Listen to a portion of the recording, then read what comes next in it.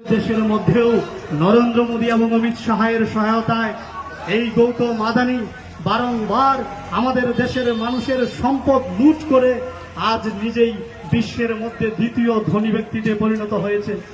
অথচ আমাদের সুখ্যাতি নষ্ট হয়েছে। আমরা দেখেছি আমেরিকার মতো রাষ্ট্রের মধ্যে গৌতম আদানির বিরুদ্ধে আমেরিকার বিচার বিভাগ মামলা দায়ের করেছে এবং তাকে যখন জানতে চাওয়া হয় নরেন্দ্র মোদী কিসের স্বার্থে দেশের সকল সরকারি সম্পদ রাষ্ট্রীয় সম্পদ তার প্রিয় বন্ধু আমাদের দেশের বিরোধী দলনেতার বন্ধ করে দেওয়া হয়, তাকে তার কথা বলার অধিকার থেকে বঞ্চিত করা হয়, যখন জিজ্ঞেস করা হয় আমেরিকাতে গৌতম আদানির বিরুদ্ধে মামলা হলেও ভারত সরকার কেন তার বিপক্ষে মামলা করে না। আমরা দেখেছি পার্লামেন্টের ভিতরে নরেন্দ্র মোদী এবং অমিত শাহ তারা মুখের মধ্যে প্রলয় দেখেছে।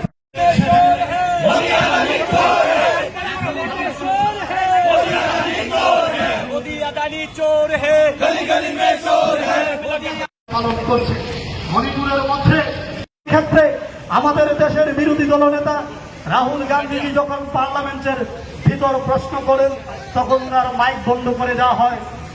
নরেন্দ্র মোদী মণিপুর এবং আদানি নিয়ে যে নীরব ভূমিকা পালন করে যাচ্ছেন তারই প্রতিবাদে আজ সর্বভারতীয় কংগ্রেস কমিটির কর্মসূচির অঙ্গ হিসাবে ত্রিপুরা প্রদেশ কংগ্রেস কমিটি এই এলাকার সমস্ত নাগরিকের কাছে একটাই আহ্বান রাখতে চাই, আর আপনার সকলের প্রিয় ভারতবর্ষ